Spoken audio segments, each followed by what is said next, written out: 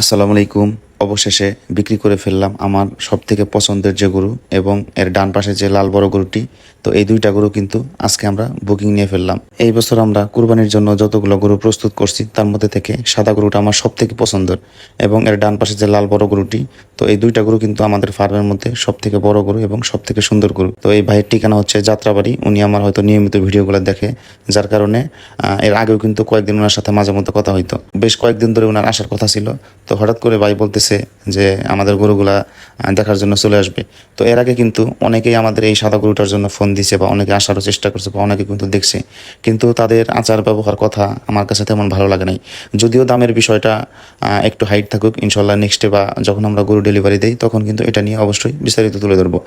আর যে গরু সাধারণত কুরবানির উদ্দেশ্যে নেয়, অনেকে কিন্তু দামের বিষয়টা একটু হাইট রাখতে বলে, কারণ কুরবানি হচ্ছে আল্লাহর সন্তুষ্টির জন্য। কিন্তু আমরা যারা খামারি আছি বা আমার যারা ভিডিওগুলো দেখেন তাদেরকে কিন্তু মোটামুটি হাটে আমরা যেগুলো বিক্রি করি তো সব বিষয়ে কিন্তু বলার চেষ্টা করি, কারণ একজন খামারি কিন্তু এক একটা ভিডিও দেখে অনেক কিছু শিখতে পারে বা অনেক কিন্তু ধারণা নিতে পারে আসলে কোন জাত দেখে গরু কিনতে হবে বা কোন সাইজের গরুগুলো বাজারে চাহিদা বেশি। তো এই বিষয় নিয়ে কিন্তু আপনাদের সাথে অনেক বিস্তারিত শেয়ার করি। যখন আমরা ডেলিভারি দেই তখন কিন্তু এই গরুটা কত দামে বিক্রি করছি এবং কোন জায়গায় বিক্রি করছি এটা নিয়ে কিন্তু অবশ্যই বিস্তারিত তুলে ধরবো। তো এরপরে ইতিমধ্যে আমরা কিন্তু চলে যাব গরুর হাটে, যেহেতু আমাদের ফার্মে আর মাত্র 2 থেকে 3টা গরু আছে। তো এগুলো কিন্তু আমরা ইতিমধ্যে সেল করে দিব। তো অন্যান্য বছরের তুলনায় এই বছর কিন্তু আমরা খুবই সামান্য গরু করছি, কারণ দেশের অর্থনৈতিক অবস্থা বা দেশের সব কিছু মিলে যে একটা অবস্থা, তাতে কিন্তু এবার তুলনামূলকভাবে প্রত্যেকটা খামারে গরু কম। যদি অন্যান্য বছরের তুলনায় এই বছর কিন্তু বেশ কয়েকদিন ধরে গরুর বাজার একটু কম, বা আমরা খামারিরা কিন্তু লসের সম্মুখীন আছি।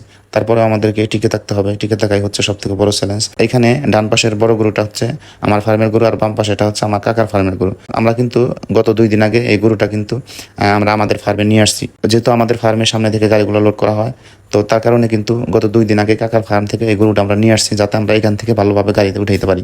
তো যদিও আমাদের আজকে বাকি যতগুলো গরু আছে, তো যেগুলো গরু কুরবানির জন্য বুকিং নিয়েছি আমরা, তো এই গরুগুলো বাদ দিয়ে আমাদের যে কয়টা গরু আছে তো সবগুলো গরু কিন্তু আমাদের হাটে নেওয়ার কথা ছিল। এই গরুটা সাধারণত অনেকে হয়তো আমার কাছে মেসেঞ্জারে বা হোয়াটসঅ্যাপে যোগাযোগ করছেন যে আপনার বাকি গরুগুলো বা এই গরুগুলোর সাইজ কেমন হবে। তো অনেকের কাছে আমি হোয়াটসঅ্যাপে ছবি বা ভিডিও পাঠাইছি, ওনারা কিন্তু আইডিয়া করছে 7 থেকে 8 মণ। আমি তাদেরকে বলবো, গরুর ছবি দেখে বা ভিডিও দেখে কিন্তু ওইরকম আইডিয়া করা যায় না। আসলে আপনাকে আইডিয়া করতে হলে বা অভিজ্ঞতা অর্জন করতে হলে কিন্তু অবশ্যই আপনাকে মানে বাস্তবমুখী হতে হবে। আসলে ফেসবুকে কিন্তু আমরা অনেকে অনেক কিছু বলি বা অনলাইনে কিন্তু বিভিন্ন ছবি পোস্ট দিয়ে বা বিভিন্ন গ্রুপের মধ্যে কিন্তু আমরা দিয়ে বলি যে হ্যাঁ এইটার দাম কত হতে পারে বা ওজন কত হতে পারে। আসলে ওই রকম করে কিন্তু অনেক ক্ষেত্রে দেখা যায় যে ছোট্ট একটা গরু যদি অনেক নিচ থেকে ভিডিও করা হয় তাহলে কিন্তু এটা অনেক বড় দেখা যায়। আবার অনেক ক্ষেত্রে একটা অনেক বড় গরু কিন্তু দূর থেকে বা উপর থেকে ছবি তুললে কিন্তু এই গরুটা অনেক ছোট দেখা যায়।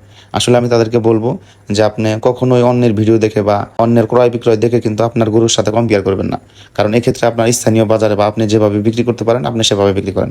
ধন্যবাদ সবাইকে। আল্লাহ তাআলা যেন আমাদের ব্যবসায় বারাকা দান করে, আল্লাহ তাআলা যেন আমাদের কুরবানিগুলো কবুল করে। আসসালামু আলাইকুম।